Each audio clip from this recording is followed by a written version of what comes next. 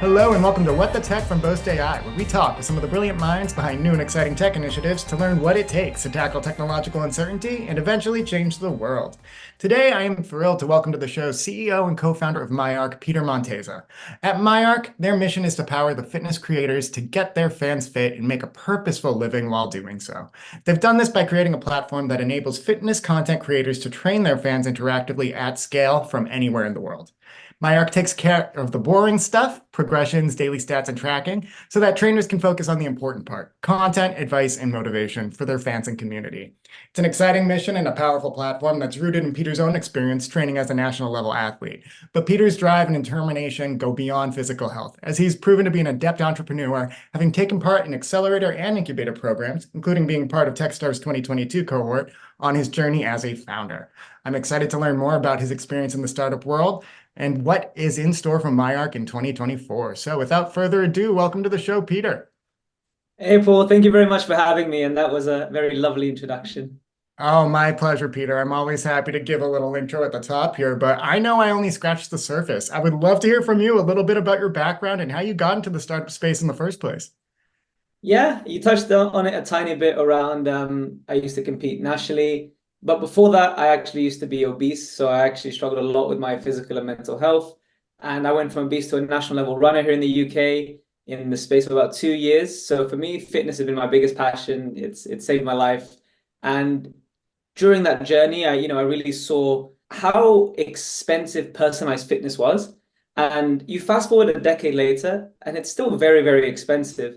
And that's really the motivation behind MyARC. Right now, you either have really expensive personalized fitness or really cheap but generic one-size-fits-all type fitness solutions, which don't work for the majority of people. It needs to be custom to you, and that's what we're really solving for.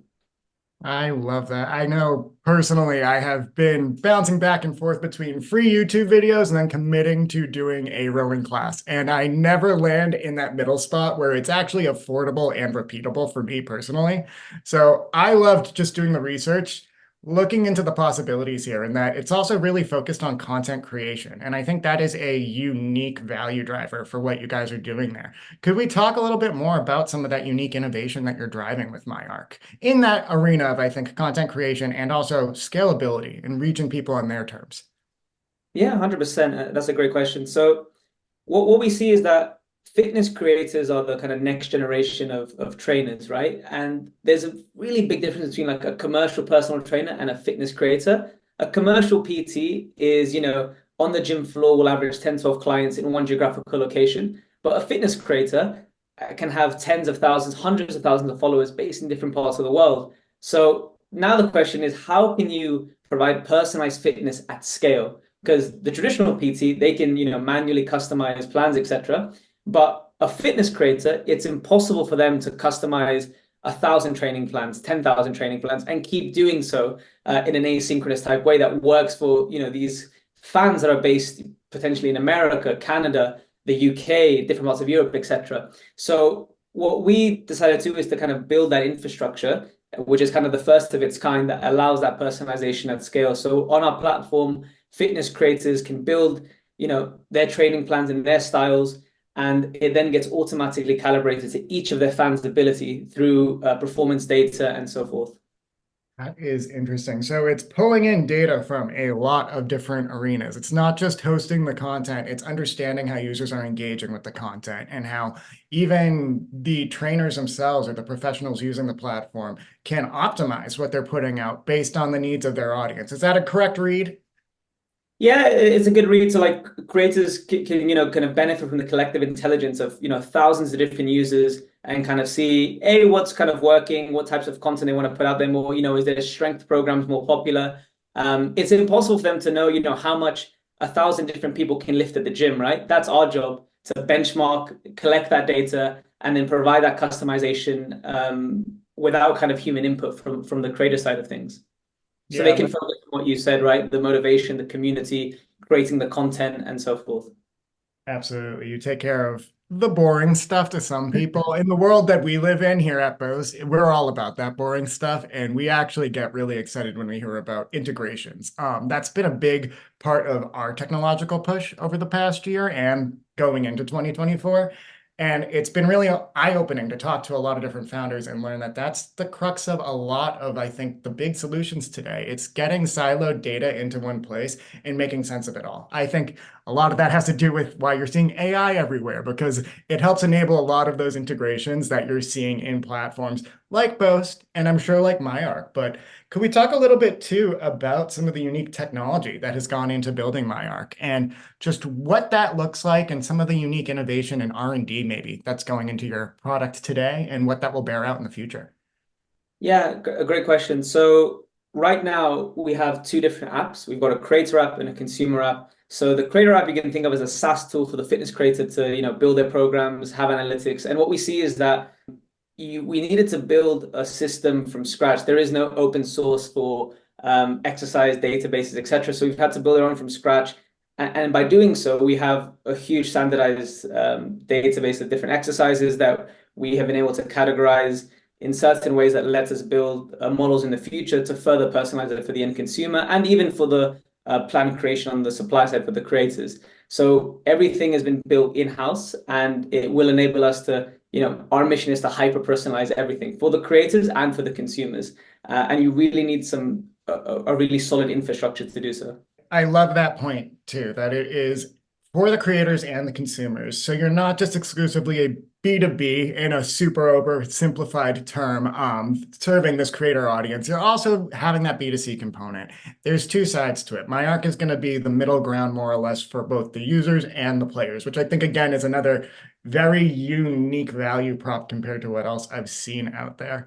Now, in actually building MyARC and pulling together the team that has built the product that you see here today. Can you give me a little bit of background on how that all came together? Just a little more light around the Genesis story and also some of the incubators or accelerators or just community partners that have helped you give lift to MyARC and get this off the ground. Yeah, so my two technical co-founders, Arahan and Nikhil, I actually had been working with Arahan before on a different company, which actually pivoted into MyARC. So we were building a computer vision system to track your form as you exercise.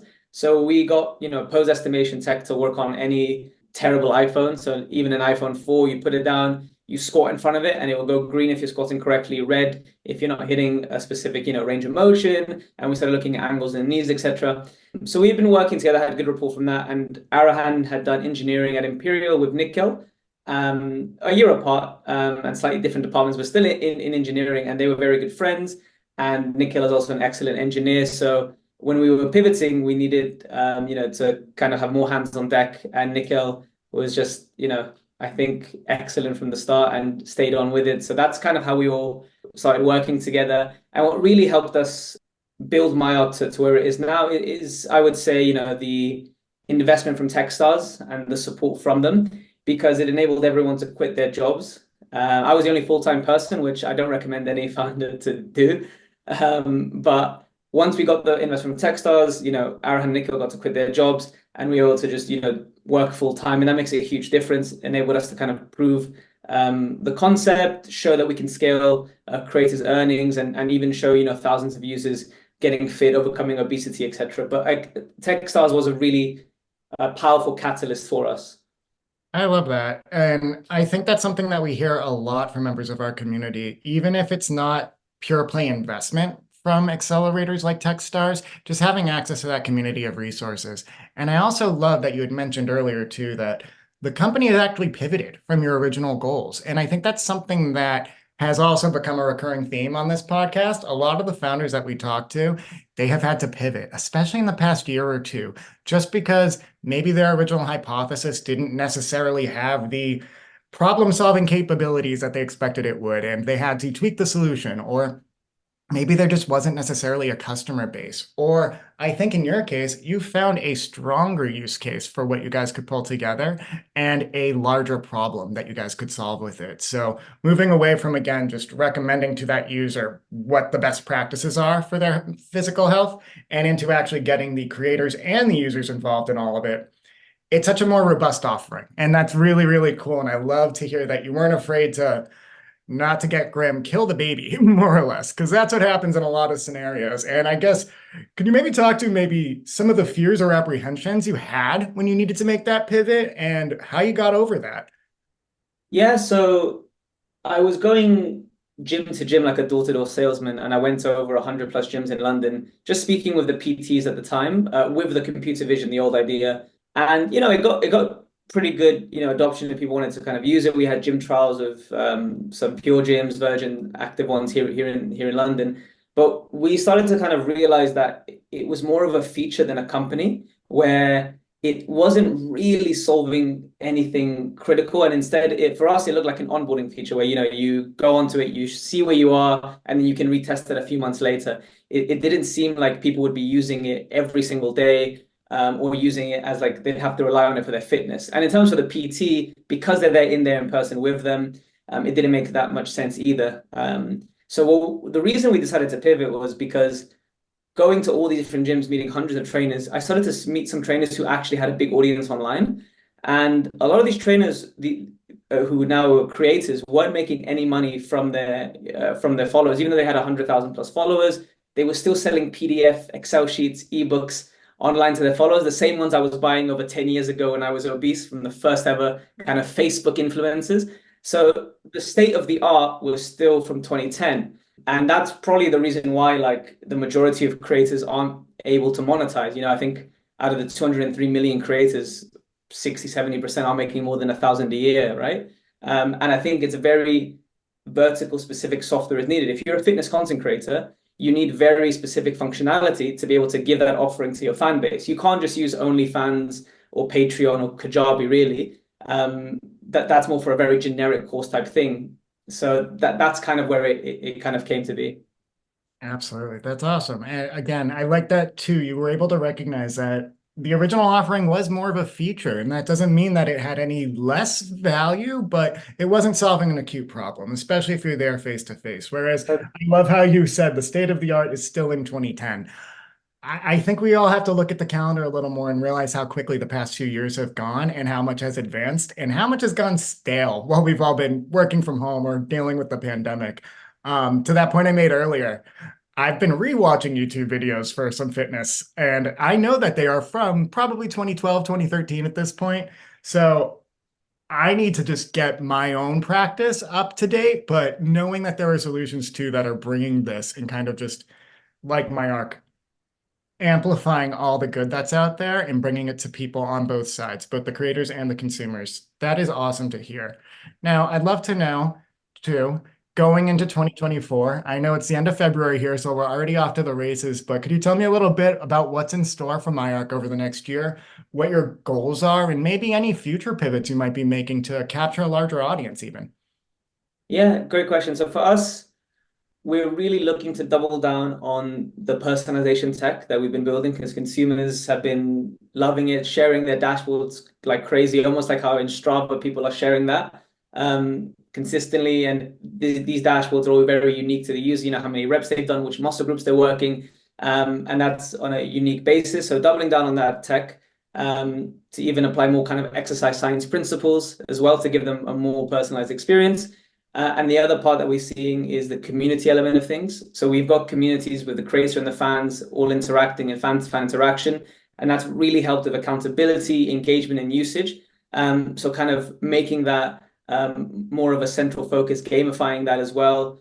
We've seen so many kind of interesting user behaviors where like users are making subgroups within these groups, looking for workout buddies, people even meeting up in real life to work out together from neighboring cities, etc. So the community element is really interesting. And then the third side of things is, of course, continuing to improve and expand the offering for the creators. That's a separate app in itself. So giving them more analytics, where their traffic is coming from, showing them, how they can plan their content better. Because every day they use a dashboard, they see how much they're earning, they see the signups coming in, they start to match it with the content. You can see ROI per reel, per TikTok, etc. So really supporting them on that business offering, better analytics, and letting them expand their offering, as you said, to capture a bigger market. So there are some interesting things we're looking at there as well, between removing degrees of separation between the fans and creators. So lots to come.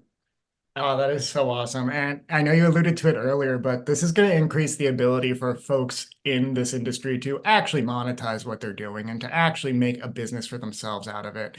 It's not just branding. I think a lot of people think, hey, you're a fitness influencer. That just means you're following likes on Instagram or you're following views on YouTube. It's so much more than that. You got to actually pay the bills and you're giving really valuable health help to people. You're improving their physical health. That should be monetized. You should be getting what you put into it. So I love to hear that. Finally, Peter, I'd love to know for founders who are listening, what's some advice that you would give them about getting a startup off the ground in today's market? I know we hear a lot of doom and gloom in the headlines. I know that you're based in London, so we're taking a much more of a global view than we usually do on this show. But I think the headwinds are the same no matter where you're working and no matter where you are in the startup space, especially considering that funding comes from anywhere and everywhere. So tell me a little bit, again, sage wisdom for folks who would like to get going in 2024. Oh, I think getting the right team around you is really important. So people with complementary skill sets, which I'm sure you've heard before. But if you are building a technical product, then you do want some people who have really good technical expertise to help you build it, because that reduces your reliance on funding. You don't have to go and, raise X amount to go and get some developers to go and build it.